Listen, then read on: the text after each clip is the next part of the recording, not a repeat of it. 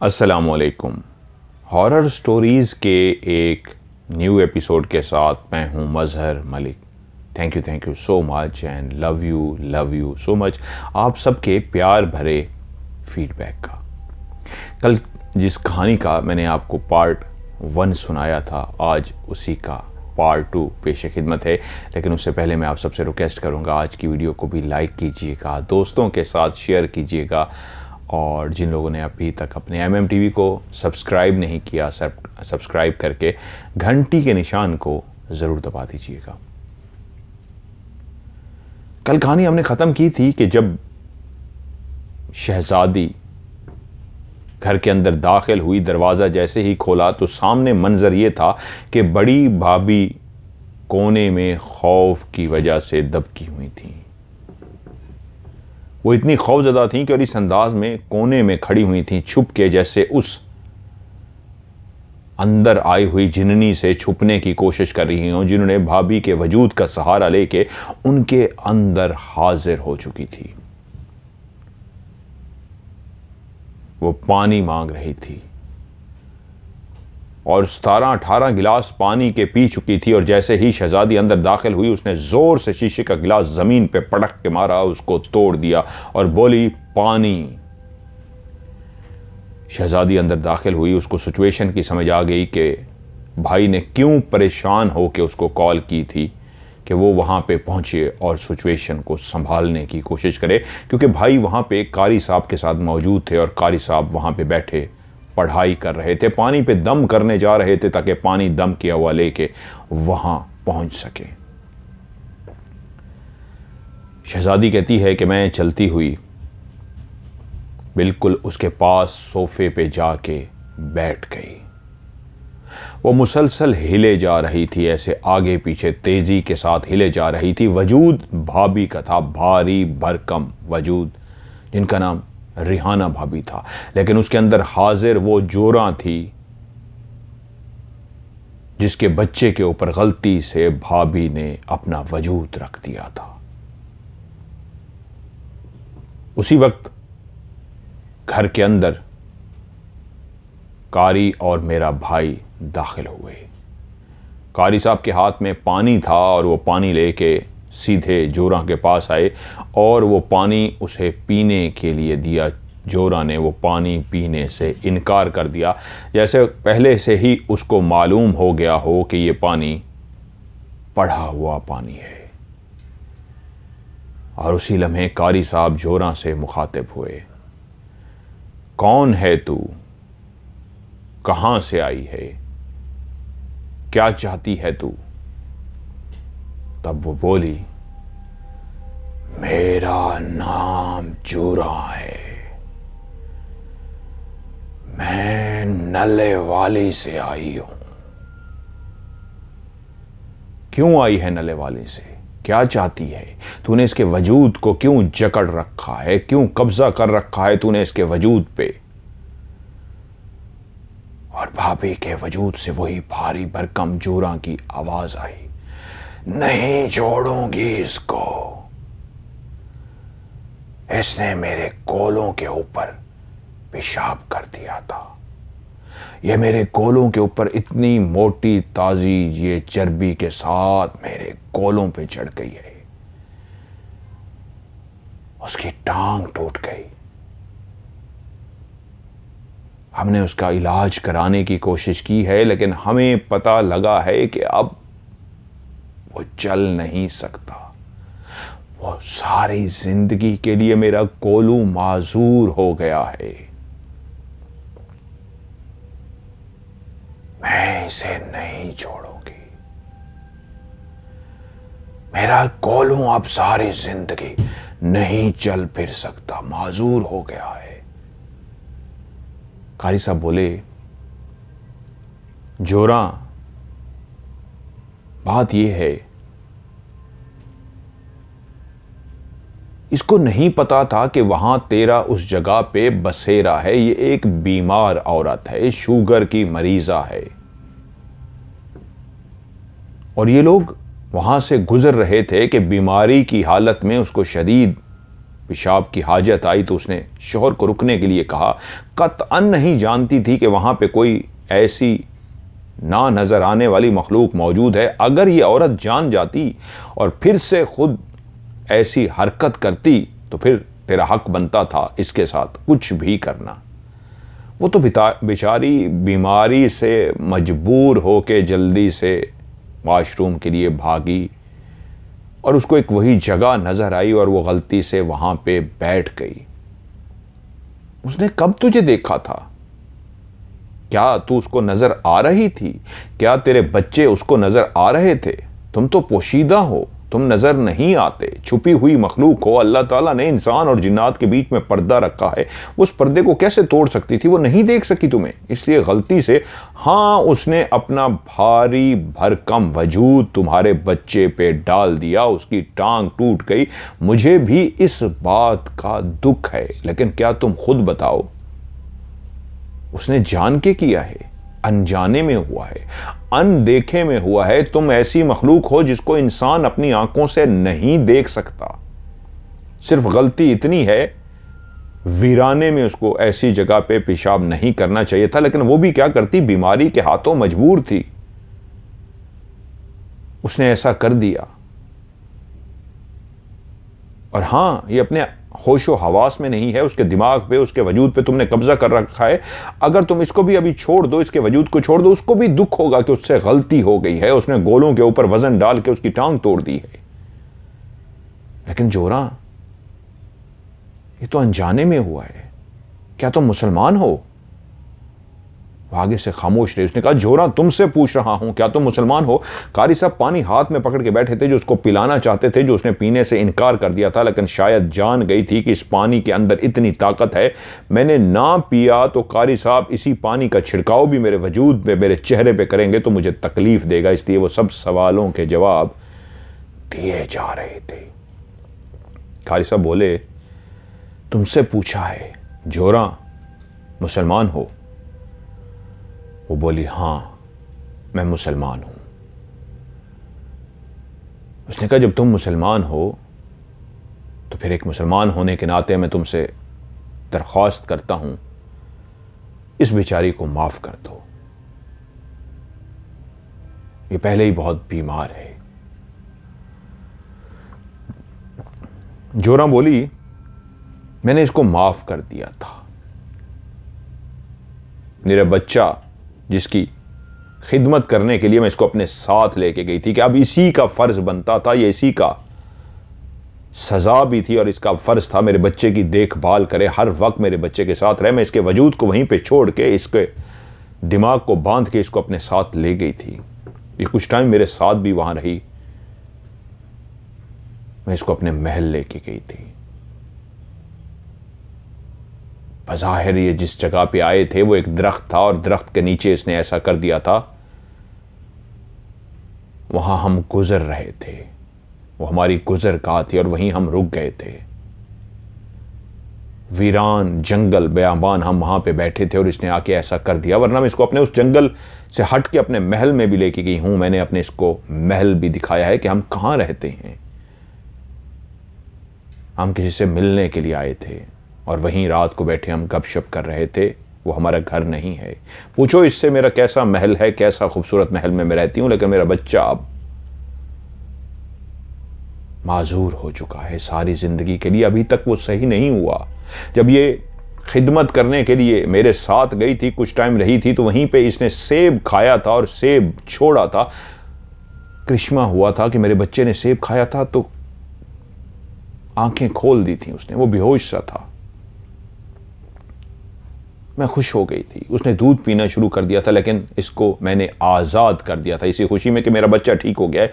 लेकिन जैसे इसको मैंने आज़ाद किया, मेरे बच्चे ने फिर से दूध पीना छोड़ दिया। वो वक्ती तौर पे नॉर्मल हुआ था क्योंकि उसका हमने काफ़ी इलाज किया। अब वो ठीक नहीं हो सकता।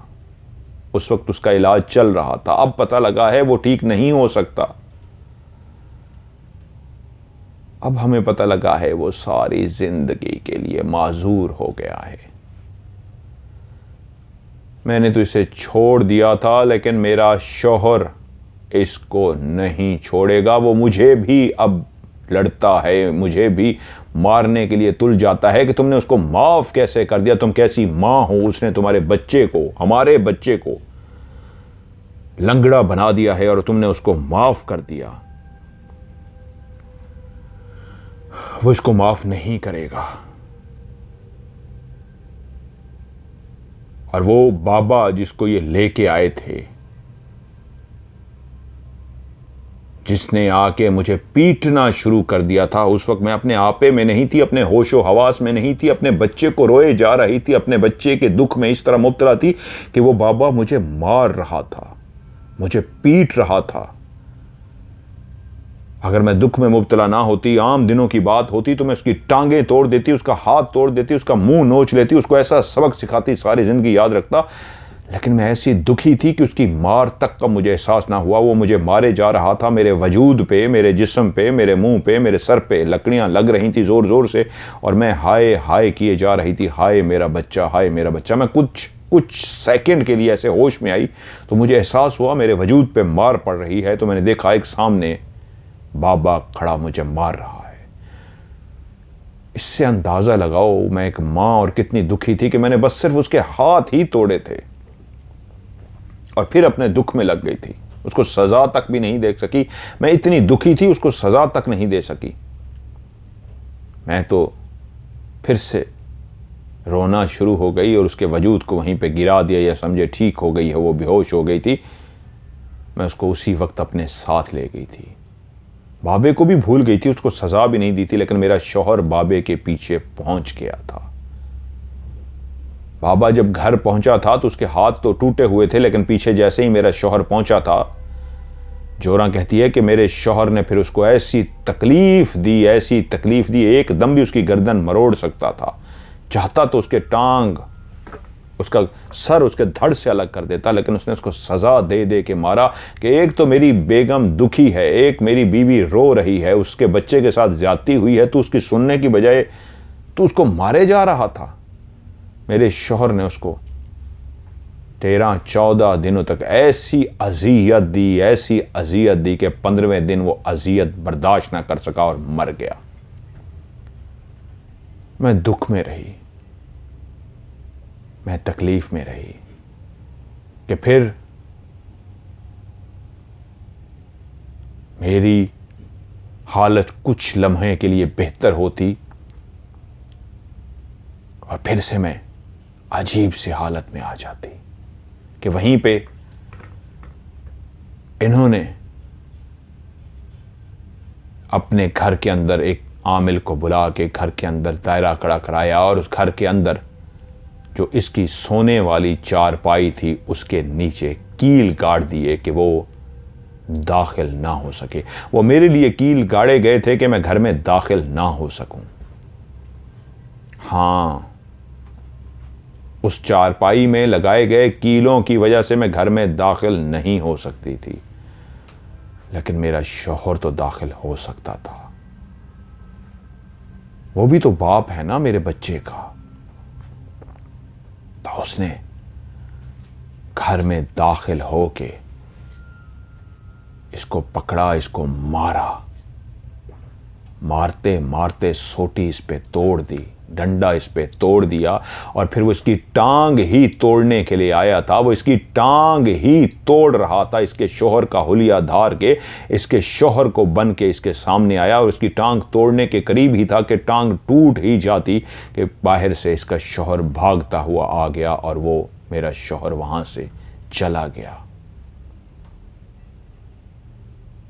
वो इसकी टांग तोड़ चुका होता। मुझे पता है अभी ये चल नहीं सकती, लंगड़ाती है, और ऐसा ही था। भाभी चल नहीं पा रही थी। उसकी टांग जब से तोड़ने की कोशिश की गई थी तो उसकी टांग में इतना तकलीफ था कि वो उसकी दर्द की शिद्दत से उस टाइम तो बेहोश होते होते बच गई थी, बेहोशी के करीब थी, लेकिन अभी तक वो लंगड़ा के भी नहीं चल सकती थी। इतना उनकी टांग में दर्द होता था कि वो टांग जमीन पर रखती थी, उनकी चीखें निकल जाती थी।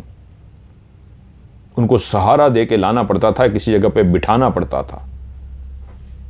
उस टांग पे अभी वो वजन नहीं डाल सकती थी, बस टूटने के करीब ही थी। कोई पता नहीं थी, हड्डी अंदर से क्रैक हो गई थी, हिल गई थी अपनी जगह से, क्या हो गया था कि उनकी चीखें निकल जाती थी भाभी की वो टांग जमीन पे रखते हुए।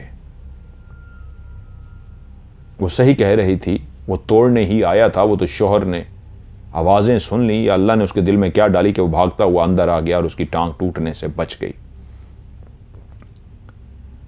तो उसी वक्त कारी साहब समझ गए थे कि वो ताउन करने पे तैयार है और जो कुछ भी उससे पूछा जा रहा है वो जोरा बताती जा रही है। कारी साहब उससे बोले, जोरा तुम मुसलमान हो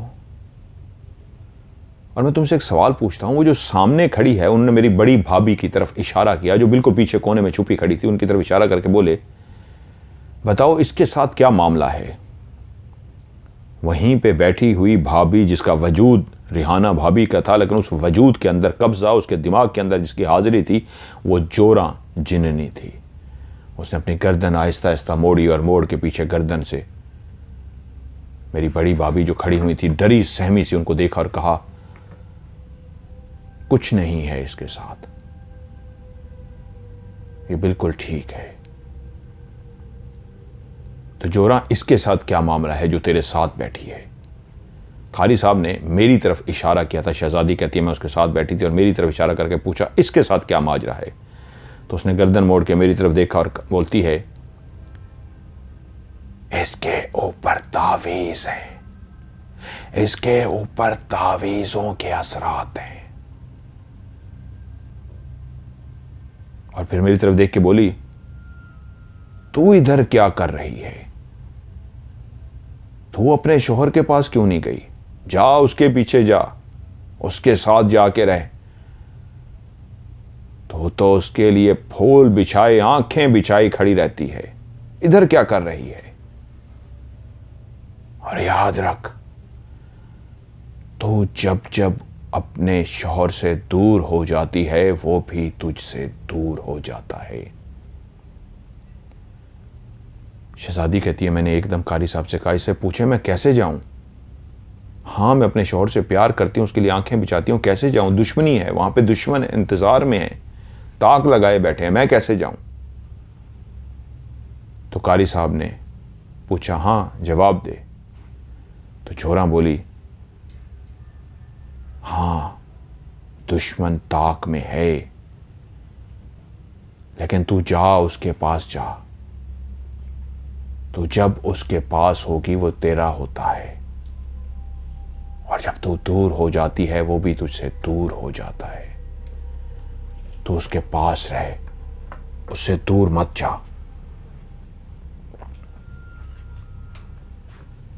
बस उसके पास रहे।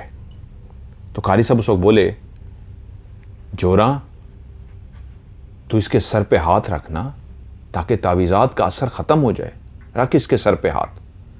तो जोरा ने आहिस्ता से ऐसे मेरी तरफ देखा और मुंह मोड़ लिया।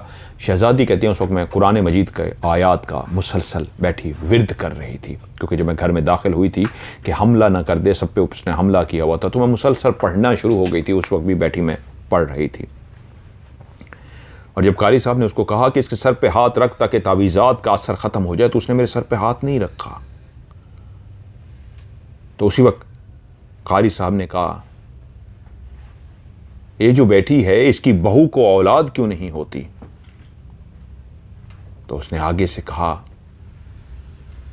उसकी मर्जी से नहीं होती, इसकी बहू नहीं चाहती, जब इसकी बहू चाहेगी तो औलाद हो जाएगी। और कारी साहब ने फिर उससे पूछा एक नाम लेके, जो वो हैं उनके यहां तो 30 साल से औलाद नहीं हो रही, उनके साथ क्या मसला है। जोरा खामोश हो गई। फिर से बोले, जोरा उनके साथ क्या मसला है, बता ना। तो जोरा बोली, उसकी रिपोर्ट ठीक नहीं है, उसने जो रिपोर्ट्स करवाई हैं वो ठीक नहीं आएंगी, इसी वजह से उनका बच्चा नहीं हो रहा। और हम लोग इस बात पे हैरान हो गए, जिसका पूछा गया था वाकई उनके यहाँ 30 साल से बच्चा नहीं हो रहा था, और उनकी जो रिपोर्ट्स आई हुई थी वो रिपोर्ट्स ठीक नहीं थी। जबकि हमारी वो जो भाभी थी रिहाना, वो ये नहीं जानती थी कि, मतलब हम समझते हैं शायद रिहाना भाभी को पता था, रिहाना भाभी को तो उस बात का पता ही नहीं था। लेकिन वो जो अंदर जोरा थी वो बता रही थी उनकी रिपोर्ट्स ठीक नहीं है। और उसी वक्त कारी साहब ने फिर से उसके सामने सवाल किया, तू जानती है ना फलां एक मेरा मरीज़ है, मेरे पास आ रहा है। वो किसी से शादी करना चाहता है, बेइंतहा प्यार करता है लड़की से, लड़की भी बेइंतहा उससे प्यार करती है। वो दोनों एक दूसरे से बहुत ज़्यादा प्यार करते हैं, शादी करना चाहते हैं। तो जोरा ये बता, क्या उनकी शादी हो जाएगी? जोरा कुछ लम्हे खामोश रही और उसके बाद बोली, वो भाग के शादी करेंगे और उसके बाद मारे जाएंगे, मारे जाएंगे। कारी साहब इस बात पे चौंके। वो आने वाले वक्त का भी बता रही थी कि अगर वो दोनों भाग के शादी करेंगे तो मारे जाएंगे। तो एकदम कारी साहब बोले, इसका मतलब है उनको भाग के शादी नहीं करनी चाहिए थी, मुझे उनको बताना चाहिए कि वो मारे जाएंगे। अच्छा जोरा, मैं अब मुद्दे पे आता हूं, असल मकसद की तरफ आता हूं, जिसके लिए मैंने तुझे हाजिर किया है, जिसके लिए मैं तेरे पास आया हूं। पानी पिलाने आया था, पानी तेरे ऊपर छिड़कने आया था। मैं तुझसे कहता हूं, बता अब कैसे इसको छोड़ेगी? क्योंकि इसके भी तो छोटे छोटे बच्चे हैं। अगर तेरे बच्चे के साथ हुआ है, वो लंगड़ा हो गया है, माजूर हो गया है, तो इसके भी तो बच्चे हैं। ये भी तो एक मां है, इसके बच्चे भी तो इसके मुंतजिर हैं। तूने इसको जकड़ के रखा हुआ है, इसके वजूद पे तेरा कब्जा है। बच्चों को ये इस तरह देखती है, बच्चे इसको देख के सहम जाते हैं, बच्चों पे ये हमला करने के लिए दौड़ती है। और वो जानता हूं मैं, वो तू है। तू एक मां का दुख को समझ सकती है और मां ही मां के दुख को समझती है। अगर तेरे बच्चे के साथ ये हुआ, तू इतनी दुखी है, तो इसके बच्चे 3 महीने हो गए हैं, तूने इसके दिमाग को, इसके वजूद को जकड़ के रखा हुआ है। इसके बच्चे 3 महीने से किस हालत में होंगे? अच्छा जोरा, एक मेरी बात सुन, मैं तुझे एक ऑफर देता हूं। कारी साहब बोले। कारी साहब ने कहा, एक काम करते हैं, अगर मैं तेरे बच्चे को ठीक कर दूं तो क्या तू इसको माफ करने के लिए तैयार हो जाएगी? अगर तेरा बच्चा ठीक हो जाए तो क्या तू इसको माफ कर देगी? जोरा ने कहा, हां, मेरे बच्चे को ठीक करो।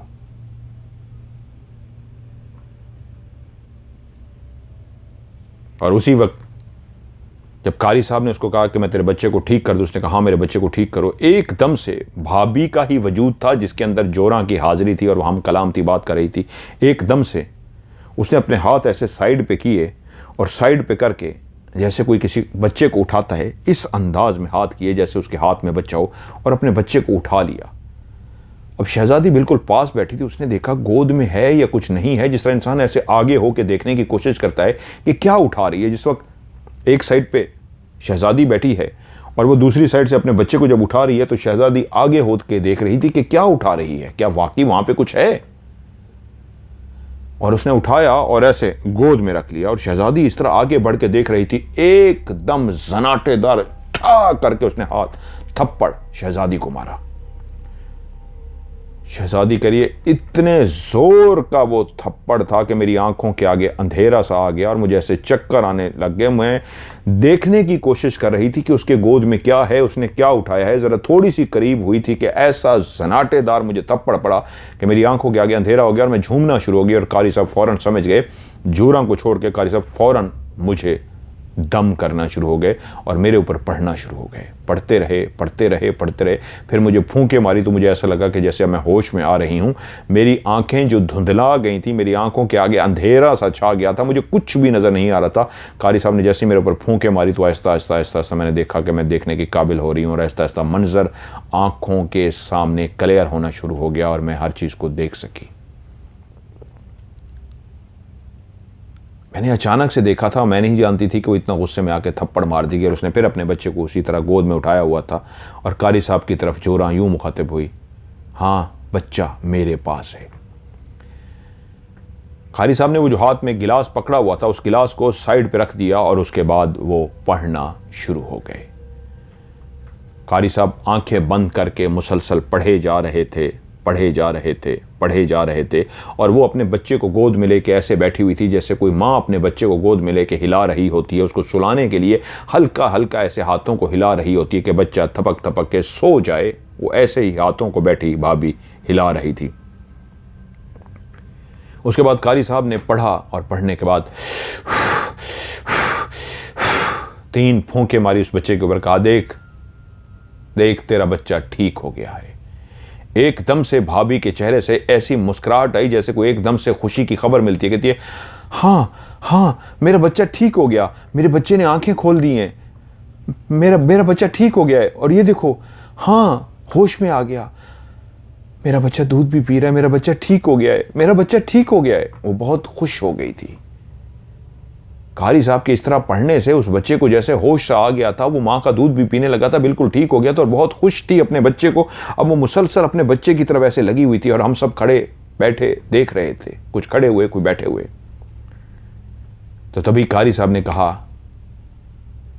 तेरा बच्चा ठीक हो गया है ना, चल अब अपने शौहर को कहे वो भी इसको माफ कर दे। अगर तूने माफ कर दिया था ना, तू कहती है मेरा शौहर माफ नहीं करता, वो लड़ता है मुझसे, मुझे मारता है इस बात के, तूने क्यों माफ किया, चल अब तेरा बेटा ठीक हो गया, बोल अपने शौहर को माफ कर दे। तो उसने कहा मैं तामा को कहती हूं इसको माफ कर दे। कारी साहब बोले तामा कौन है? कहा मेरा शौहर, मैं अभी तामा से बोलती हूं। और उसी वक्त बच्चा गोद में लिए सामने वाले बिल्कुल कोने की तरफ देख के ना हाथ के इशारों से कुछ बात करना शुरू हो गई। इशारों से, मुंह से नहीं, इशारों से, जैसे किसी को कुछ समझाने की कोशिश कर रही है। कारी साहब बोले ये क्या कर रही है? कहा तामा मेरा शौहर वो सामने खड़ा है कोने में। कहा तो उसको इशारे क्यों कर रही है? कहा वो गूंगा है, वो बोल नहीं सकता, मैं उससे इशारों से बात करती हूं। कारी साहब बोले मुझे उससे बात करनी है, जा उसको बुला के आ।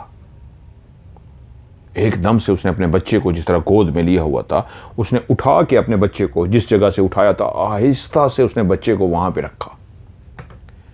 और हम लोग एकदम से हैरान हो गए कि वो भाभी के वजूद के अंदर कब्जा किए हुए जोरा जो बच्चे को साइड पे रख रही है, क्या अब भाभी खड़ी हो सकती है? क्योंकि भाभी खड़ी नहीं हो सकती थी। भाभी अगर पांव नीचे रखती थी उसकी चीखें निकल जाती थी। उसकी टांग टूटी नहीं थी लेकिन टांग की हड्डी या क्रैक हो गई थी या कुछ ना कुछ ऐसा हो चुका था कि पांव वो जमीन पे नहीं रख सकती थी। कि हमने अपनी आंखों से देखा कि उसने बच्चे को साइड पे रखा और भाभी उसी जगह पे बिल्कुल सीधी खड़ी हो गई। वजूद भाभी का था, कब्जा उसके अंदर, हाजिरी उस वक्त जूरा की थी और भाभी खड़ी नहीं हो सकती थी। कि हमारी आंखों ने देखा भाभी बिल्कुल आराम से चलना शुरू हो गई, जैसे उसकी टांग को हुआ ही कुछ नहीं है। क्योंकि मुझे वो याद है भाई ने जिस तरह बताया था कि जब वो उसकी टांग मरोड़ रहा था और भाई भागते हुए अंदर पहुंचे थे, तो वो तामा था उसका शौहर, जो भाई फोन पे बात करते हुए सिग्नल कम आ रहे थे, बाहर चले गए थे। तो तामा, इस जोरा का शौहर, वो जिन तामा जिसका नाम था, वो घर में माजिद भाई का रूप धार के अंदर दाखिल हुआ था। और रिहाना भाभी समझी थी कि मेरा शौहर ही आया है, लेकिन आते ही उसने मारना शुरू कर दिया था और वो टांग तोड़ ही चुका था, तकरीबन टूट ही गई थी। आखिरी लम्हा था कि भाई ऊपर से पहुंच गया था। लेकिन जब भाई आया था तो भाभी की चीखें थी जो आसमानों से बातें कर रही थी, क्योंकि उनको इतना टांग में दर्द था। उस वक्त तो बेहोश होने लगी थी। जब वो उनको होश में ले आए तो इतनी चीखें थी, बड़ी मुश्किलों से उनको चारपाई तक बिठाया गया था। वो टांग को हिला नहीं सकती थी और इस वक्त वो चलती हुई, वही भाभी अपने वजूद उसी टूटी हुई टांग के जो करीब थी, टूटने के करीब, चलती हुई बिल्कुल सामने कोने तक पहुंच गई। और वहीं पे कोने पे हमने देखा किसी का उसने हाथ पकड़ा है जो हमें नजर नहीं आया, और उसने हाथ पकड़ा है और हाथ पकड़ के वो चलती हुई इस अंदाज में आ रही थी जैसे भाभी के साथ कोई और भी है, लेकिन हम किसी को नहीं देख पा रहे थे। वो चलती चलती चलती बिल्कुल उसी सोफे पे वापस आके उसी जगह पे बैठ गई और कहा ये रहा तामा। तो कारी साहब उस तरफ देखना शुरू हो गए जिस तरफ उसने कहा था ये रहा तामा। हम सब जो भी थे, किसी को वो तामा नजर नहीं आ रहा था। उसी वक्त कारी साहब उस तामा से बात करने लगे। कारी साहब अब गूंगा था, वो किस अंदाज में बात करनी थी वो तो मियाँ बीवी जानते थे, लेकिन कारी साहब ने फौरी तौर पे उसको कहना शुरू कर दिया और कहा कि मैंने तुम्हारे बच्चे को ठीक कर दिया है, तुम भी मुसलमान हो, ये भी मुसलमान है, तुम्हारी बीवी पहले भी माफ़ कर चुकी थी, तुमने भी उसको सज़ा दे दी है, टांग उसकी तकरीबन तोड़ ही दी थी, तुमने डंडे से मार मार के तुमने उसका डंडा उसके ऊपर तोड़ दिया था, सज़ा तुम भी उसको अच्छी खासी दे चुकी हो। अब मामले को यहीं ख़त्म करो, जब बच्चा ठीक हो गया है, दूध पी रहा है, होश में आ गया है, तो अब मामला ख़त्म करो, मैं तुमसे रिक्वेस्ट करता हूँ। उसी वक्त पास बैठी जूरा ने, जो इस वक्त भाभी के वजूद के अंदर थी, फिर से इशारे करके अपने शौहर को समझाना शुरू कर दिया और उसको समझाती रही। और जब वो इशारे कर चुकी तो फिर खामोश हो गई, जैसे शौहर के इशारों को देख रही हो। वो देखती रही देखती रही देखती रही, उसके बाद बोली, हाँ मेरा शौहर कह रहा है, ठीक है, हमने इसको माफ़ कर दिया। तो कारी साहब बोले, ठीक है, फिर कलमा पढ़ो मेरे साथ दोनों और गवाही दो कि आज के बाद तुम इनको कुछ नहीं कहोगे। उन दोनों ने कलमा पढ़ा, वो ऑलरेडी मुसलमान थे, कलमा गो थे, कलमा पढ़ा और उसके बाद कहा, ठीक है, आज के बाद हम इनको कोई नुकसान नहीं देंगे। और उसके बाद उन दोनों ने कहा, ठीक है, अब हम यहां से जा रहे हैं। कारी साहब ने कहा, ठीक है, तुम दोनों जा सकते हो। उसी वक्त वो जो भाभी बिल्कुल सीधी बैठी हुई थी, जिसने बच्चा अपने गोद में इस तरह अंदाज में उठाया हुआ था, एकदम से भाभी ने अपने हाथ ढीले छोड़ दिए और एकदम से उनकी आंखें बंद होना शुरू हो गई और भाभी आहिस्ता आहिस्ता टेक लगाती लगाती ऐसे पीछे हुई हैं, सोफे के करीब हुई हैं और एकदम से उन्होंने अपनी आंखें खोल दी हैं। यानी सोफे को टच हो गई हैं, जिस तरह मैं कुर्सी पर टच हो गया हूँ, ऐसे वो टच हो गई हैं और एकदम से फिर सीधी हुई हैं, आंखें खोली हैं और एकदम से मुझे अपने पास देखा और कहती हैं, शहजादी तुम कब आई हो और ये हम कहाँ हैं, किसके घर में हैं? वो होश में आ चुकी थी, वो बिल्कुल नॉर्मल हो गई थी, अब वो सब पहचान रही थी।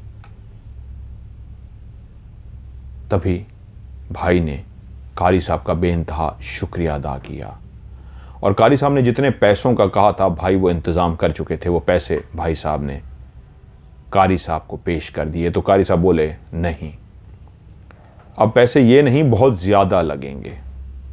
भाई ने कहा, कारी साहब आपने तो इतने ही कहे थे कि इतने में पैसों में काम हो जाएगा, तो मैं पैसों का बंदोबस्त करके ले आया हूं आपके ही कहने पे, अब आप क्या कह रहे हैं? कारी साहब ने कहा, उस वक्त बात और थी, मुझे लगा था कि काम बहुत आसान होगा, ये बहुत मुश्किल काम था, अब मैं बहुत ज़्यादा पैसे लूँगा। वो बोला, कारी साहब मैं गरीब शख्स हूँ, रक्षा चलाता हूँ, ये पैसे भी मैंने मुश्किल से अरेंज किए हैं, इससे ज़्यादा मैं अरेंज नहीं कर सकता, आपकी मेहरबानी होगी, आप इल्म वाले बंदे हैं, खुदा के अल्लाह के नेक बंदे हैं, आप जानते हैं मैं झूठ नहीं बोल रहा आपसे, मेरे पास पैसे नहीं हैं, जितने पैसों का आपने तकाजा किया था जैसे कैसे ये मैंने अरेंज किए हैं और ये मैं आपके पास लेके आया हूँ, मैं चाहूँ भी तो अभी अरेंज नहीं कर सकता, मेहरबानी कीजिए, मुझ पे तरस खाइए। कारी साहब उस वक्त बिगड़ गए और कहा है, तुम्हें मुझे हर सूरत में पैसे देने पड़ेंगे, अगर तुम मुझे पैसे नहीं दोगे तो याद रखना ये फिर वापस में आ जाएगी, चीज़ें जिनको मैंने भेजा है ये वापस भी आ जाएंगी। भाई उनकी मिन्नत समाजत करते रहे, लेकिन कारी साहब ने एक ना सुनी। अब हम लोग वहाँ से आ तो गए, मैं भी वहाँ से 5 मिनट की फासले पे ही मैं थी, वहाँ पे फ़ौरन पहुँच गई थी, अरुणाबाद ये लोग आए हुए थे। लेकिन वो लोग जब रवाना हो रहे थे कि बात इस अंदाज में ख़त्म हुई थी, कारी साहब को जो पैसे भाई के पास थे वो तो दे दिए थे, लेकिन कारी साहब ने नाराज़ होकर कह दिया था, ये ठीक नहीं होगी, जाओ मैं वापस कर दूंगा। भाई भी परेशान था, शायद एंड में बात बन नहीं सकी थी, पैसों के ऊपर बात ख़राब हो गई थी। भाई बज़िद था कि मैं गरीब हूँ, ज़्यादा नहीं दे सकता, और कारी का कहना यह था, मैं लेके रहूँगा, नहीं दोगे तो मैं वापस चीज़ों को वापस छोड़ दूँगा। और ये लड़ाई में रुखसत तो सब अपने घरों को हो गए, लेकिन घर पहुँचते ही भाभी की तबीयत फिर से खराब हो गई। काश भाई उस टाइम जैसे कैसे पैसे अरेंज करके उस कारी साहब को दे देता और कारी साहब उस जूरा और उसके शौहर तामा को सारी ज़िंदगी के लिए निकाल देते। लेकिन खुदा जाने क्या किया कारी साहब ने कि वापस जाते ही भाभी की तबीयत और ज़्यादा बिगड़ गई। और न मुझे कहानी में लिखा है कि मज़र साहब फिर वो एक अमाउंट थी जो देनी थी, उसके बाद एक भाई का घर, एक और भाई का घर था, गुर्बत की वजह से वो दोनों बेचने पड़े भाई को, रक्षा तक बिक गया, अब रोटी के भी लाले पड़ गए हैं। काश वो उस वक्त पैसे दे देते। खैर अभी तो कहानी जारी है। घर जाते ही भाभी की हालत पहले से भी ज़्यादा ख़राब हो गई। उनके गले में एक डोरी जो कारी साहब ने उसको पहनाई थी वो भी खुद ब खुद घर जाते ही टूट गई। लेकिन अब एक मसला और ख़तरनाक हो गया था। पहले जब भी भाभी के साथ कुछ भी होता था तो वो होशो हवास में नहीं होती थी, मदहोश सी कैफियत में होती थी। और हमने अपनी आंखों से देखा था जब जोरा उसके अंदर हाजिर हुई थी, भाभी को कुछ होश नहीं था। जब जोरा चली गई थी और तब भाभी नॉर्मल हुई थी, तब बोली थी कि सादिया माजिद तुम कब आए, हम यहाँ माजिद यहाँ पे किस वक्त आए, अपने वो शोहर से बोली।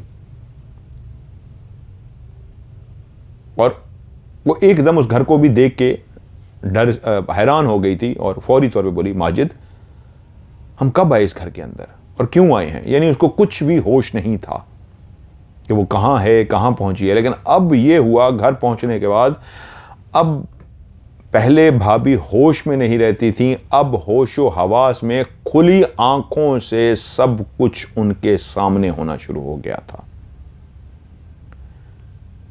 अब भाभी को क्लियर कभी महसूस होता कि कोई चीज सामने से गुजरी है तेजी के साथ, और भाभी देखती और हमें बताती कि मैंने किसी चीज को देखा है, कोई एक काली सी चीज थी तेजी के साथ भागती हुई वहां पे गई है। घर वाले उस जगह पे जाते, जाके देखते, वहां पे कुछ भी ना होता। भाभी को आवाज आती, छत के ऊपर कोई चीजें तक तक तक तक तक तक तेजी के साथ दौड़ रही हैं, इतनी तेज तेज दौड़ रही हैं कि छत जैसे गिर जाएगी। लेकिन देखते छत पे कोई भी ना होता, वो आवाज किसी और को ना आती। भाभी रात को सोई हुई होती और एकदम जोरदार चीख मारती और उसके बाद जाग जाती और चीखें मारना शुरू करती, मुझे बचाओ, मुझे बचाओ, मुझे बचाओ, ये चीजें मुझे मार डालेंगी। इसी तरह एक रात को सोई हुई थी कि एकदम से उनकी आंख खुली तो एकदम से चीखना शुरू कर दिया, माजिद भाई जल्दी से भागे बीवी की तरफ। क्या हुआ? उसने कहा किसी ने मेरी गर्दन को दबाने की कोशिश की है, कोई मेरी गर्दन को दबा रहा था। और मैं नींद में थी, मैं ख्वाब में थी, मैं ख्वाब में देख रही थी कि एक खौफनाक जगह है, वहाँ पर मैं पहुँची हुई हूँ, हर तरफ अजीबो गरीब सी चीज़ें फिर रही हैं। वो जिन्नात की चीज़ें थी, इंसानों की नहीं थी। मैं डरती फिर रही थी कि तभी मैंने देखा ख्वाब के अंदर मैं अपने बिस्तर पर ही लेटी हूँ और बिस्तर के करीब एक काला स्याह साया खड़ा है। मैं ये ख्वाब में मंजर देख रही थी कि मुझे एकदम से लगा कि मैं अपनी आंखें खोल दूं, ख्वाब से जाग जाऊं, वरना ख्वाब के अंदर जितनी भी ये मखलूक़ात है मुझे नुकसान पहुंचा देगी। और मैंने अपनी आंखें खोल दी। ख्वाब में सोच रही हैं कि मैं ख्वाब में हूं, डर रही हूं, ये चीज़ें जो इर्द गिर्द हैं मुझे नुकसान पहुंचा सकती हैं, तो इसलिए ख्वाब में फैसला किया कि मैं ख्वाब में हूं ना, तो इसलिए मैं आंखें खोल देती हूं ताकि ख्वाब से जाग जाऊं, और आंखें खोल दी। कहती है जैसे ही मैंने अपनी आंखें खोली तो मैं जाग गई थी, वाकई मैं ख्वाब में थी, अब मैं जाग चुकी थी। लेकिन आंखें खोलते ही जिसको देखा वो बिल्कुल साइड पे खड़ा था, वैसा ही जिसको मैंने ख्वाब में देखा था, काला स्याह। उसका चेहरा, कान, आंखें, नाक, मुंह कुछ भी नहीं था, गोल सा चेहरा था जैसे मास्क किसने मुंह पे पहन रखा होता है। लेकिन वो इंसान नहीं था, वो एक साया सा था, काला सा साया। उसका कोई मुंह नहीं था, आगे से चेहरा उसका गोल था। उसके बड़े बड़े लंबे लंबे हाथ थे। उसने खड़े खड़े हाथ वहां से बढ़ाए और उसके हाथ बढ़ते गए, बाजू लंबे होते गए और उसके बाजू सीधे मेरी गर्दन तक पहुंच गए और उसने मेरी गर्दन दबा दी और मेरा सांस बंद होना शुरू हो गया। ये सब मैं खुली आंखों से देख पा रही थी। मैं चीख मारने की कोशिश कर रही थी लेकिन चीख नहीं मार पा रही थी। जैसे कैसे करके मैंने जोरदार चीख मारी तो वो गायब हो गया और आप उठ के मेरे पास आ गए हैं। ये सब मैंने खुली आंखों से देखा है। पहले ख्वाब में इसी को खड़े हुए देखा था कि मेरी चारपाई के कोई करीब खड़ा है और मैं आंखें खोल दूं, ख्वाब से बेदार हो जाऊं, और जब मैं ख्वाब से जागी हूं तो हकीकत में भी वहीं खड़ा था जिसको मैंने ख्वाब में देखा था।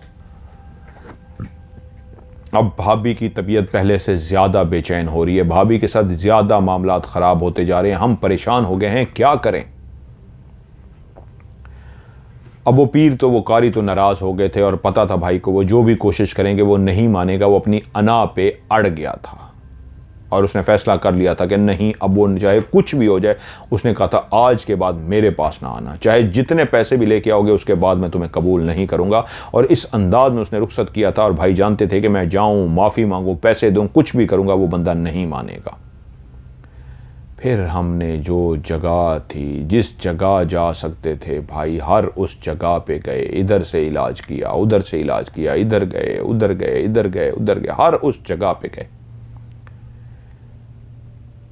तो किसी ने एंड पे कहा, हक बाऊ सरकार के पास इसको लेके जाओ, वहां से इसका इलाज हो जाएगा।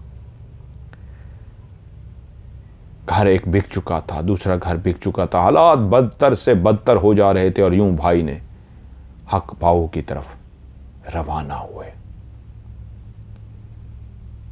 लेकिन ऐसा लगता था जैसे वो मखलूक चाहती है कि हम हक बाऊ पहुंच ही ना सकें। इतनी रुकावटें आई हमारे साथ, इतनी रुकावटें आई कि एक जगह पे गाड़ी का टायर पंचर हो गया। नॉर्मल सी बात थी, गाड़ी का टायर पंचर हो सकता है। गाड़ी के टायर को बदला गया, स्टेपनी लगा के आगे जाके उन्हें पंचर लगवाया। हम आगे रवाना हुए तो पता लगा आगे ट्रैफिक जाम हो चुकी है। काफ़ी इंतज़ार करना पड़ा, और उस इंतज़ार के बाद जब वो ट्रैफिक हटी, वहाँ से रवाना हुए तो कुछ ही आगे गए होंगे कि फिर से एक और टायर पंचर हो गया। उस टायर को फिर से बदला गया, फिर से आगे एक जगह ढूंढी गई, टायर को पंचर लगवा दिया गया कि खुदा न खास्ता फिर कहीं रास्ते में टायर पंचर ना हो गए। फिर आगे गए तो फिर एक जगह पे पता लगा किसी ने हड़ताल की हुई है, रास्ता रोका हुआ है। हम परेशान कि ये कैसी रुकावटें आ रही हैं, एक ही दिन में सारी इतनी रुकावटें। उस रास्ते का भी इंतजार किया, वो खैर जल्दी खुल गया, हम आगे चले, फिर से टायर पंचर हो गया।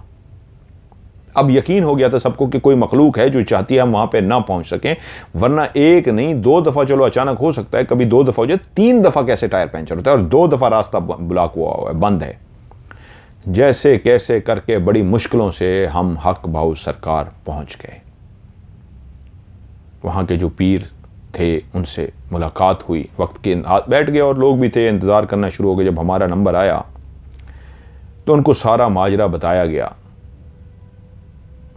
कि किस तरह हम लुट पिट गए, किस तरह कारी साहब का मामला हुआ था, क्या ये शुरू हुआ था, कहाँ से ये गलती हुई थी, सारा उनको बतला दिया। उन्होंने पढ़ना शुरू किया और पढ़ते रहे, वो पढ़ते रहे, और उसके बाद बोले, बहुत देर कर दी आप लोगों ने, बहुत देर कर दी, अब बहुत देर हो चुकी है, ये जिन तो चला जाएगा लेकिन नहीं ठीक हो सकेगा, मामला ठीक नहीं हो सकेगा, बहुत देर हो चुकी है। आप लोग इतना अरसा कहाँ रहे हैं? माजिद भाई ने कहा कि जहाँ जहाँ से हमें पता लग सकता था हम हर उस जगह पे जा रहे थे। जहाँ जो कोई मशवरा देता फलां जगह पे ले जाओ, हम वहाँ जगह ले जाते। कोई कहता उधर ले जाओ, हम उधर ले जाते। कोई कहता उधर ले जाओ, हम उधर ले जाते। जहाँ जहाँ हम कहते जा रहे थे हम वहाँ लेके जा रहे थे, लेकिन कहीं से कोई आराम नहीं आ रहा था। तो किसी ने आपका बताया तो हम आपकी तरफ तो रवाना हो गए, लेकिन यकीन मानिए बड़ी मुश्किलों से पहुंचे हैं। जिस तरह रास्ते में 3 दफ़ा टायर पंचर हुआ, 2 दफ़ा रास्ता रोका गया, बहुत मुश्किल से आए हैं। तो पीर साहब ने कहा चलो ठीक है, एक काम करो, इनको यहीं पे बिठाओ दरबार पे ही, सफ़ेद कपड़ा, ये दालें हैं 3-4, ये दालें, और इतना गोश्त लेके मेरे पास वापस आओ। भाई वहाँ से रवाना हुए, जाके एक सफ़ेद कपड़ा जिस तरह कहा गया वो ख़रीदा गया, गोश्त ख़रीदा गया, और जो दालें थी बाज़ार से वो सारी दालें भी ख़रीद ली गई। कपड़ा काफ़ी बड़ा था। फिर आके इंतज़ार में बैठे। जब वो सबसे फारिग हो गए, इनको ख़ास कहा गया था कि तुम लोग रुकना, तो हमारा एंड पे सबसे होगा। जब सबसे फारिग हो गए पीर साहब, तो उसके बाद उन्होंने पढ़ना शुरू किया। उन दालों पे, उस गोश्त पे उन्होंने पढ़ाई की, कुछ पढ़ते रहे।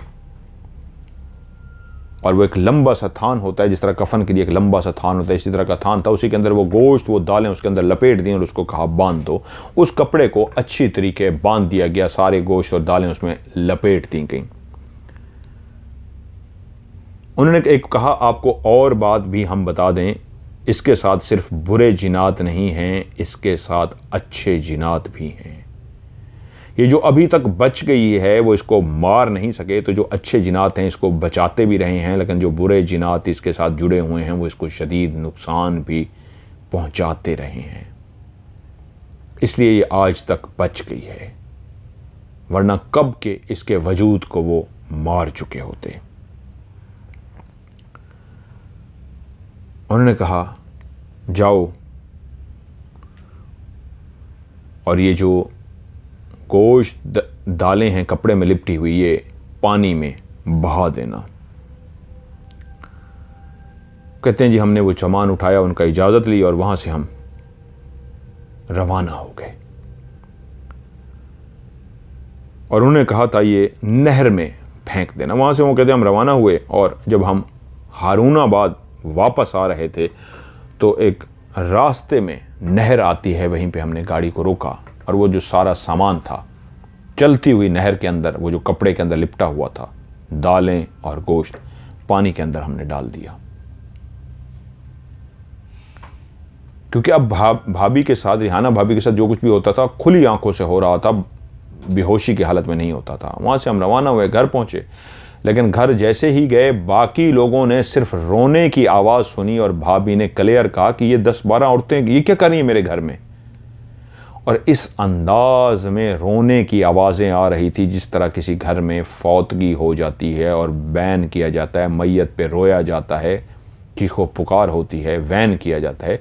इसी तरह वो औरतें रो रही थी, वैन कर रही थी जैसे कोई मर गया हो, और हमें घर वालों को सिर्फ आवाज़ें आ रही थी। भाभी ने क्लियर उनको देख लिया था कि ये देखो मेरे घर में ये औरतें बैठी हैं और ये क्या है।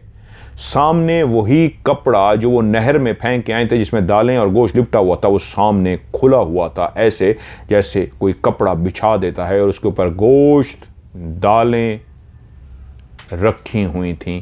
और वो जो औरतें रो रही थी वो बोल रही थी, हाय हमारा गोलू मर गया है, हम लुट गए, हम बर्बाद हो गए, हमारा गोलू मर गया है, आज हमारा गोलू मर गया है। और वाकई उन्होंने मुझे कहा मदर साहब गोलू उस दिन मर गया था। और वो सारी बैन कर रही थी, वो जो चीज़ें फेंकी गई थी पानी के अंदर उन मखलूक़ात के लिए, वो वापस ला के उन्होंने घर में रख दी थी कि ये लो अपना सामान, हमारा गोलू मर गया है। अंदर बाथरूम से भी रोने की आवाज़ आती, घर वाले सारे खौफजदा हो गए, अंदर से रोने की भी आवाज़ थी, वहाँ से भी रोने की आवाज़ आ रही थी, सब बहुत ज़्यादा खौफजदा हो गए। ये वैन होता रहा और वहीं पे एक आवाज़ आ रही थी, मेरा बच्चा मर गया है, मैं इसे नहीं छोड़ूंगी, मैं अब सारी ज़िंदगी इसको नहीं छोड़ूंगी, मेरा बच्चा मर गया है। और उसके बाद फिर से भाभी को शदीद किस्म का दौरा पड़ गया। भाभी के हाथ पांव मुड़ गए, आंखें ऊपर की तरफ हो गईं, सिर्फ सफ़ेदी आंख खोलते थे तो सफ़ेद आंखें नज़र आती थी, काला हिस्सा आंख का ऊपर चला गया था, हाथ पांव मुड़े हुए थे और इस अंदाज में भयानक उनके मुंह से आवाज़ें निकल रही थी जैसे शदीद तकलीफ़ में हो, और उनके मुंह से झाग निकलनी शुरू हो गई थी। हक बहू सरकार से जब आप आए थे वापस तो उन्होंने कहा था आहिस्ता आहिस्ता मामला ठीक होगा, इतनी जल्दी ठीक नहीं होगा। वापस फौरी जा नहीं सकते थे। मुश्किलों से भाभी उसी हालत में, उनके मुंह से झाग निकल रही है, उनको दौरा पड़ा और भाई पढ़े जा रहे हैं, घर वाले पढ़े जा रहे हैं, उनके बेटे उनकी बहुएं पढ़े जा रही हैं। कब वो रोने की आवाज़ें बंद होगी, पढ़ते पढ़ते पढ़ते वो रोने की आवाज़ें बंद होगी, लेकिन उनकी हालत काफ़ी देर ऐसी रही। आहिस्ता आहिस्ता आहिस्ता उनके हाथ पांव सीधे हुए और उसके बाद फिर से वो बेहोश हो गई। अब भाभी इसी हालत में रहने लगी कि बहुत कम ऐसा वक्त होता कि उनको तकलीफ़ ना होती, वरना कभी उनकी कमर में दर्द होती, कभी उनकी सोयां चुभ रही होती, कभी उनको कोई तकलीफ़ होती और वो चीखें मारती, हाय मेरा पाँव, हाय मेरी कमर, हाय मेरे जिस्म में आग लग रही है, मेरे वजूद को आग में किसने धकेल दिया है, हाय मैं जल रही हूँ, हाय मुझे तकलीफ़ हो रही है, हाय मुझे। हर वक्त अब खुली आंखों से हो रहा था। और वहीं पे एक ऐसा वाक़या भी हुआ कि एक दिन भाभी के अंदर ऐसे हाज़िरी वाली कैफियत थी, वो बैठी हुई थी कि बैठे बैठे जब उनके अंदर हाज़िरी हो जाती थी उनके हाथ पांव मुड़ जाते थे। ऐसी हालत में थी, उनकी हाज़िरी हो गई जैसे हाथ पांव मुड़ गए हों। तो वहीं पे घर के अंदर कुछ लोग जो आए थे उनके यहाँ चोरी हो गई थी। उन्होंने देखा तो उन्होंने कहा इनसे पूछें ये क्या बता सकती हैं। तो भाभी हाथ पांव मुड़ते मुड़ते ऐसे जैसे ठीक सा हो जाता है बंदा, हाज़िरी हुई ऐसे जैसे फिर ठीक सी हो गई। वो जो आए थे उनको नहीं पता था कि इनके अंदर हाज़िरी है। उन्होंने वैसे कहा कि इनके साथ सुना है मखलूक़ात रहती है, अच्छे भी हैं बुरे भी हैं, इनसे पूछ के बताएं हमारी चोरी हो गई है, क्या ये बता सकती हैं। तो भाभी एकदम से होश में आई और उन्होंने आंखें खोली और कहा बोलो क्या पूछना है। ये भाभी की ही आवाज़ थी लेकिन चेहरा बिल्कुल स्पॉट था, कोई एक्सप्रेशन नहीं, लहजा बिल्कुल स्पॉट था। बोलो क्या पूछना है। तो उन्होंने कहा जी हमारी चोरी हो गई है घर के अंदर, हम परेशान हैं। ज्वेलरी है जो हमारी छुपा दी गई है, ज्वेलरी जो हमारी गायब कर दी गई है, और हम परेशान हैं, चोर को ढूंढना चाह रहे हैं, हम गरीब बंदे हैं, हम बर्बाद हो जाएंगे। घर में शादी है और अगर ये ज्वेलरी गायब हो गई, ये ना मिल सकी तो शादी रुक जाएगी, आइंदा शादी भी नहीं हो सकेगी। हमने बड़ी मुश्किलों से इस ज्वेलरी को तैयार किया था। उन्होंने आंखें बंद की, कुछ देर सोचती रही, उसके बाद आंखें खोली। उनको वो बिल्कुल नहीं जानती थी भाभी, और बोलती हैं तुम्हारे घर में एक फलां शख्स है, ऐसा ऐसा उसका हुलिया है, ऐसा ऐसा उसका कद है, इस तरह वो बोलता है, इस तरह उसका नाक नक्शा है, और उसी ने तुम्हारे घर में चोरी की है। और जो सामान है फलां जगह की, फलां कमरे के अंदर जाओगे, उसके अंदर जो पेटी है, पेटी के पीछे जो एक जगह है, उसके नीचे हाथ मारोगे तो नीचे घुस के सामान को हटा के देखोगे, वहीं पे थैला पड़ा है। उस थैले में तुम्हारी ज्वेलरी है जो अभी बाहर नहीं लेके जा सका, इसलिए कि कुछ अरसे तक जब सब मामला ठंडा हो जाएगा फिर वो इसको बाहर जाके बेचेगा। उसी वक्त वो लोग रवाना हुए, घर पहुंचे। उसी कमरे के अंदर एक और जो आगे कमरा बना हुआ तो वहां पे पहुंचे, उस पेटी को देखा। उसको तो हटाना बहुत मुश्किल था, लेकिन जैसे बताया गया था, वो कहते हैं उस पेटी को हटाया, जोर लगाया, सामान हटाया, उसके बिल्कुल पीछे गए तो वाकई वहां पे एक थैला रखा हुआ था। उस थैले को खोला गया तो ज्वेलरी उसके अंदर मौजूद थी, और जो हुलिया बताया गया था वो उस हुलिये से फौरन पहचान गए थे कि किसके बारे में बताया था। उनकी चोरी बरामद हो गई थी। लेकिन भाभी फिर इसी तरह ही रहती, कभी होश में कभी बेहोश। उनकी एक बहू ने वजीफा देखा, उनके यहाँ एक किताब थी, उन्होंने वजीफा देखा कि मैं वजीफा पढ़ती हूँ, उस वजीफे से ये ठीक हो जाएंगी। 41 रातों का ये वजीफा था। वो कहती है मैंने पढ़ना शुरू किया, पहली रात कुछ नहीं हुआ, दूसरी रात, तीसरी रात, चौथी रात, पांचवी रात, मैं पढ़ती गई, कुछ नहीं हुआ। ये 11वीं रात थी मुझे पढ़ते हुए। 10 रातें मुझे पढ़ते हुए हो चुकी थी, ये 11वीं रात थी। बहू बताती है कि मैं बैठी पढ़ रही थी कि मैंने एकदम से देखा रिहाना भाभी जो अपने कमरे में रात को सो रही थी, ये 1:30 बजे का टाइम था, 2 बजे का, वो उठ के चलती हुई आ गई। आते ही उन्होंने आग जलाई, गैस जो गैस का होती है, गैस जलाई और तवा उसके ऊपर रख दिया। वो कह रही है मैं देख रही हूं और परेशान हो रही हूं कि ये इन्होंने क्या किया है। गैस जला के फुल करके उसके ऊपर तवा ऊपर रख दिया, और उसके बाद चलती हुई जब मेरे पास आई तो मैं एकदम उनको देख के डर गई कि उनके चेहरे पे फोड़े ही फोड़े निकले हुए थे। पूरा चेहरा ऐसे लगता था फोड़ों से भरा हुआ है, देखा नहीं जाता था, ऐसा खौफनाक उनका चेहरा हुआ था। और आगे हंसना शुरू हो गई। मैं बैठी पढ़ रही हूं और एकदम मुझे कहा बस चुप हो जा और बंद कर दे इसको, अब तेरे मुंह से कोई लफ्ज ना निकले। अब तूने पढ़ा या इसको पढ़ना बंद ना किया, मैं तेरे साथ वो हश्र करूंगी, तेरा वो हाल कर दूंगी कि तू सोच भी नहीं सकती। बस बंद कर दे इसको। वो बहू कहती मैं एकदम से डर गई। मैं उन्हीं के लिए पढ़ रही थी कि मैं एकदम से डर गई। जिस तरह उनके चेहरा खौफनाक भयानक हुआ था, चेहरे पे फोड़े निकले हुए थे, मैं बहुत ज़्यादा डर गया था। भयानक खौफनाक चेहरा मैंने नहीं देखा था। और मैंने देखा कि जितनी देर मेरे साथ खड़ी रही और गुस्से में खड़ी रही और मैं चुप करके बैठी रही, क्या करूं, वो भी खड़ी रही, मैं बैठी रही, मैं उठ नहीं सकती थी।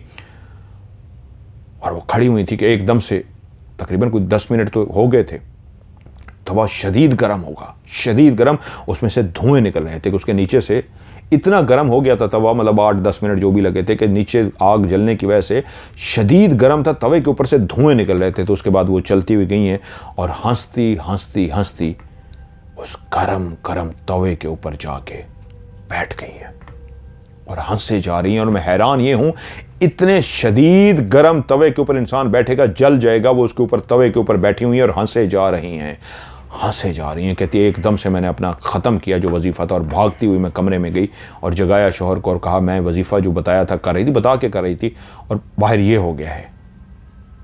और उन्होंने भी उठ के देखा तो वो तवे पे बैठी हुई हंस रही थी और हैरान हो गए। अब वो परेशान हो गए, हम क्या करें, ये जल ना जाए। वो कुछ देर बैठी रही, ऐसे हंसती रही और उसके बाद फिर से खुद से उठी हैं। उन्होंने गैस आग को बुझाया है, तवा उठा के साइड पे रखा है और जाके सो गई हैं। फ़र्क सिर्फ ये था, वो बहू कहती है जब मैंने उनको देखा तो उनके मुंह पे फोड़े ही फोड़े थे। बाकी घर वालों ने जब उनको देखा तो उनके चेहरे पे कम फोड़े रह गए थे। वो कहते हैं फोड़े हमने भी देखे हैं, कम रह गए थे। बहू बताती है जब मैंने देखा था उस वक्त बहुत ज़्यादा थे, जब आप लोग आए हैं फोड़े कम रह गए थे। सुबह तक उनके चेहरे पर कोई एक फोड़ा भी नहीं था, वो बिल्कुल नॉर्मल थी, कुछ भी उनको नहीं हुआ था, कुछ भी नहीं चली थी। और अभी तक उनकी हालत ऐसी ही है। अभी तक उनके अंदर कोई भी तब्दीली नहीं आई। भाई ख़त्म हो चुका है। भाई के घर में अब फाके पड़ रहे हैं। उनके घर में रोटी खाने को नहीं है। जो कुछ वो रक्षा चलाते थे, रक्षे से ही आमदन थी। घर जो था माँ बाप का ही था, 2 घर थे, वो माँ बाप के ही थे। बहन भाइयों ने मिलकर एक घर बनाया था, वो भी बिक गया। जो माँ बाप का घर था वो भी बिक गया। जो रक्षा था, जो आमदन का जरिया था, वो भी बिक गया। कुछ भी बाकी नहीं रहा, सब खत्म हो गया। रोटी के उनके लाले पड़े हुए, शदीद परेशान है। तो मुझे उन्होंने कहा, मदर साहब मेरी कहानी को भी शामिल कीजिए और उनकी मदद कीजिए, खुदारा उनकी मदद कीजिए। देखिए, मैं उनकी बिल्कुल इससे पहले कि मैं मदद के हवाले से बात करूं, आपको मैं बता दूं कि वो जो कारी साहब ने किया था, अगर वो नूरानी अमल करने वाले शख्स थे तो उनको गुस्सा नहीं आना चाहिए। आप पैसों के ऊपर, वो अगर इल्म वाले थे, अल्लाह वाले थे, तो जानते थे गरीब शख्स पैसे नहीं दे सकता, उसको उनको मान जाना चाहिए था। और पहली बात है, पैसे लेने ही नहीं चाहिए, फ़ी सबीलिल्लाह करना चाहिए, जिस तरह मैं करता हूँ फ़ी सबीलिल्लाह।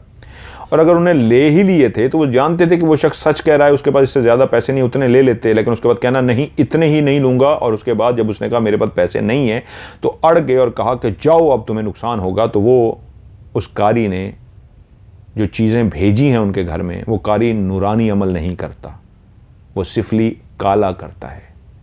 कभी भी कुरान मजीद से करने वाला इस तरह नहीं कहता जाओ मैं चीज़ें वापस छोड़ देता हूँ, कभी नहीं कहेगा। ये बात याद रखिएगा, जो कुरान मजीद से करता होगा वो कारी नहीं है। आप लोग उसको कारी कहते रहे, वो आमिल है, काला जादू करता है। और उसने काले जादू से ही उसको कवर किया था और उसके बाद चीज़ें भेज दी हैं उसने। और वो जो उनका बच्चा मर गया, जिसकी वजह से वो दोबारा वापस आ गए। अब पैसों के मामले में आपने जिस तरह कहा ना, उसके बाद सब तबाह हो गया, क्योंकि उसके पास भी ये लोग वापस गए, लेकिन उसने सुनने की जरूरत ही नहीं पेश आई। उसने कहा नहीं, मैंने कहा था खबरदार मेरे पास वापस ही ना आना। उसने नहीं कबूल किया, ये गए उसके पास। तो क्या कोई अल्लाह वाला ऐसा कर सकता है?